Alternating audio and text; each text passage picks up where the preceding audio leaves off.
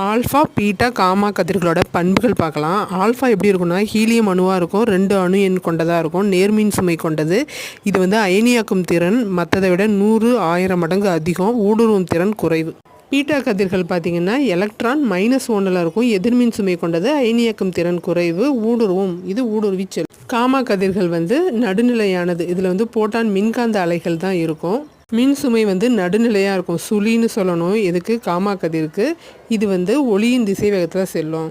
1913 ஃபஜன் மற்றும் சாடி அவங்க இணைஞ்சு கதிரியக்க சிதைவு விதியை சொன்னாங்க. அது என்னென்னா ஆல்ஃபா மற்றும் பீட்டா சிதைவில் உட்கரு உருவாகும், ஒரு உட்கரு உருவாகும் அப்படின்னு சொன்னாங்க. நிறையில் 4 மைனஸ் ஆகிருக்கும், அணு எண்ணில் 2 மைனஸ் ஆகிருக்கும். யுரேனியம் தோரியமாக மாறி இருக்கு பாருங்க. அதே பீட்டா சிதைவில் கேட்டாங்கன்னா நிறை மாறாது, அணு எண் மட்டும் 1 அதிகமாகும். பாஸ்பரஸோட சிதைவு தான் எக்ஸாம்பிள். காமா சிதைவு கேட்டாங்கன்னா உட்கருவோட ஆற்றல் மட்டம் மட்டும்தான் மாறும், நிறை எண் அணு எண் மாறாது.